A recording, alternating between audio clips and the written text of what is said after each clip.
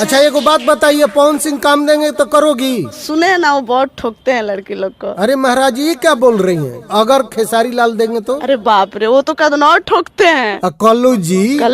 कल्लू जी तो बस खाली सुगराते हैं। पवन सिंह ले बेले पुल्हा के धागे हो और खेसारी खटा के एको पोलो बन के का हो